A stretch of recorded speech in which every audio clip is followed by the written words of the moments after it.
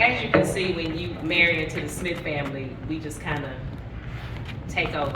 But Thomas has a family, and I want to make sure that everyone has an opportunity to say something. Thomas was not our brother-in-law. Thomas was our brother, and we loved him just like a brother. We appreciated him for taking Vanessa and putting up with her. We tried to pay him best we could. The checks got low. We couldn't keep up with the payments.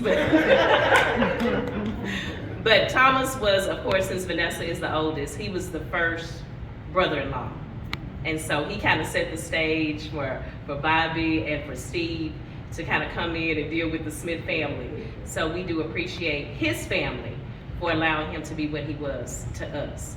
And, you know, we love him, and, you know, even with, I guess Michael was the favorite because he did argue with me. So we appreciate all of that. But we definitely don't want to look over his family. If anybody from Thomas's family wants to get up and share, we want to make sure that you do that. We don't want to hog the mic. I'm looking at his cousin over there and seeing if they want to get up and say something.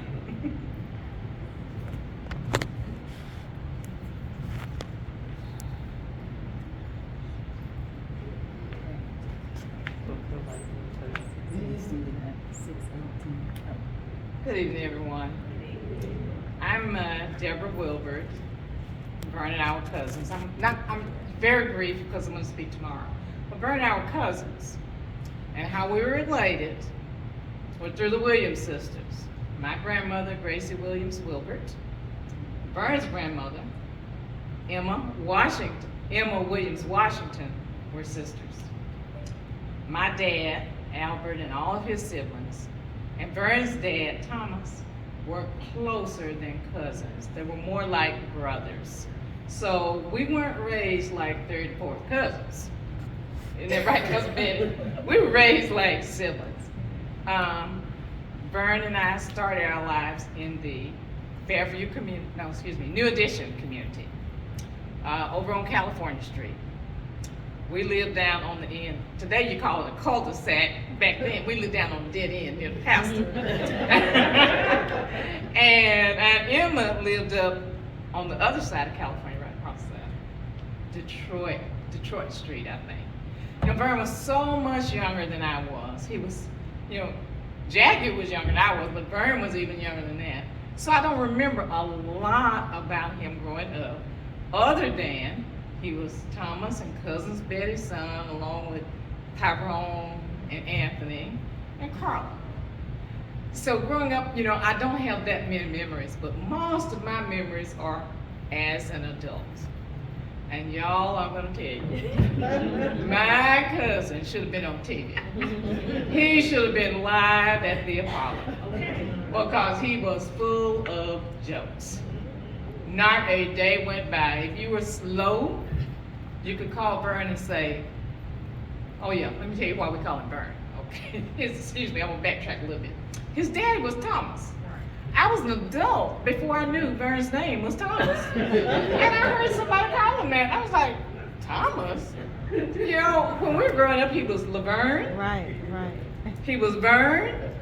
And y'all, he was Bern. Our Aunt Maudie called him Bern. And she was another one of those Williams sisters. And my brother Chris told me yesterday, he said, you know, I was about 20 before I knew his name was Bern. Because what Aunt Maudie always called him. But he was always good for a joke.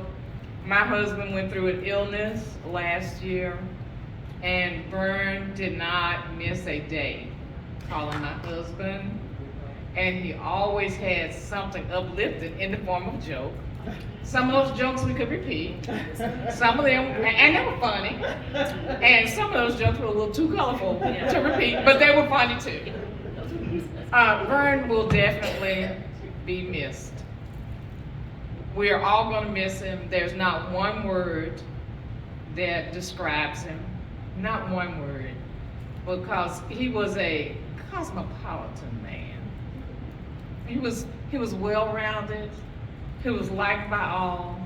I never heard anybody say, you know, I don't like that Vern Washington. I never heard that. And we love him and we miss him. And one thing I'm going to say, and I'm going to say this tomorrow, Jeannie, that Vanessa, she's not scary.